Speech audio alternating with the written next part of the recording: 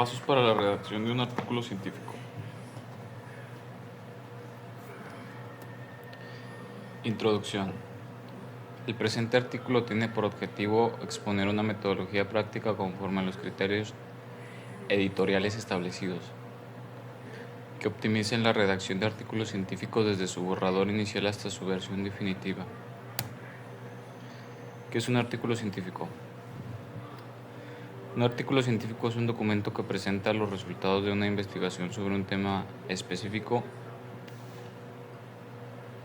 Este obedece un formato estructurado IMRID, destinado a su publicación en revistas académicas o libros especializados.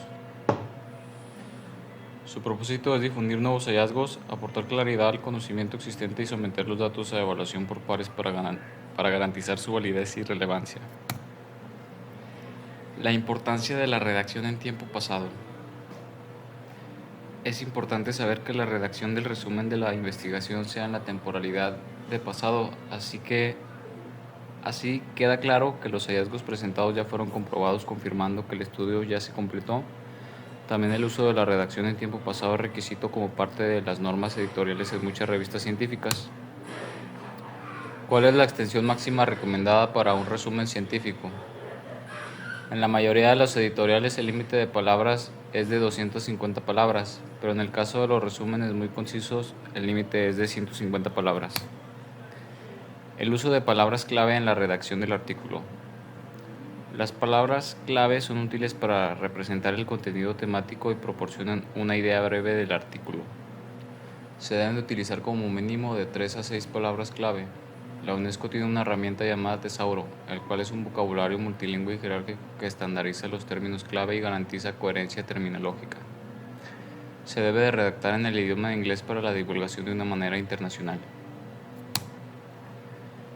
IMRID. Las siglas IMRID se refieren a introducción, métodos, resultados y la discusión. El aplicar este formato garantiza la correcta redacción de un artículo científico. Estos apartados responden preguntas clave sobre el objetivo de la investigación. Introducción. Este apartado define cuál es el problema clave de la investigación. También presenta los antecedentes, destaca y justifica la utilidad del estudio. Debe de redactarse principalmente en presente. Esto es para evitar confusiones al exponer teorías, hechos conocidos y la relevancia actual del tema. ¿Qué se debe evitar al redactar la introducción de un artículo? El extender demasiado la introducción puede que descentralice el tema principal de la investigación. Al redactarlo de una manera clara, evita la distinción del problema que es el propósito de la investigación. Método. La sección de métodos y materiales debe describir con detalle el diseño experimental, los materiales utilizados y los procedimientos seguidos para que otro investigador pueda reproducir el estudio y evaluar su validez. Esto para dar a conocer una breve introducción al enfoque general y objetivos metodológicos. Diseño del estudio. El tipo, la aleatorización, los criterios de inclusión o exclusión, los participantes o las muestras, los tamaños, las características y los métodos de selección, los materiales e instrumentos, especificaciones técnicas, procedencias, versiones, los procedimientos paso a paso, los protocolos, las calibraciones de los instrumentales y las condiciones de laboratorio, análisis de datos, software, técnicas estadísticas, parámetros de significancia, aprobaciones y consideraciones éticas, los comités y el consentimiento informado. El uso de los subtítulos en el apartado de métodos y materiales es para evitar omitir información relevante sobre el tipo de método que se está utilizando. Deja clara la estructura de estos mismos. Recomendaciones al usar nombres comerciales. Se recomienda utilizar nombres genéricos para la correcta reproducción del experimento. Después del nombre genérico se suele poner entre paréntesis el nombre comercial. Como en el caso de los reactivos, también se debe de incluir el nombre del fabricante, ciudad y el país de origen. Resultados. Este apartado informa cuáles fueron los hallazgos de la investigación. Se debe exponer de forma clara y ordenada, dando respuesta a cada una de las preguntas de investigación y enlazando directamente con los métodos descritos.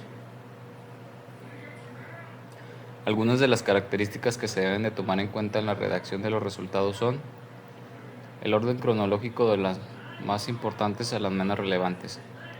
Se debe de agrupar los hallazgos por tópicos o subgrupos de estudio. Se debe de evitar la repetición de estos con tablas y figuras.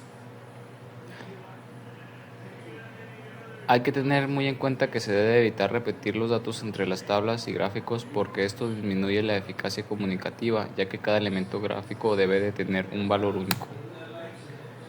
La discusión. La discusión es la sección donde interpretas tus resultados, los validas en el contexto del conocimiento existente y resaltas el aporte de tu estudio, sin repetir datos numéricos de la investigación de resultados. En ella demuestras la relevancia de tus hallazgos y orientas futuras investigaciones. Para que una discusión pueda considerarse sólida debe de contener un resumen breve de los hallazgos clave, la interpretación fundamentada en la evidencia, una comparación con la literatura existente, el reconocimiento de limitaciones y las fortalezas, las implicaciones y recomendaciones prácticas, las propuestas para investigaciones futuras y un cierre integrador. ¿Qué consecuencias puede tener una discusión pobremente argumentada?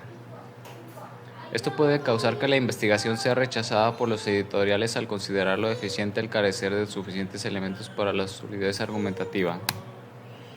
Conclusiones.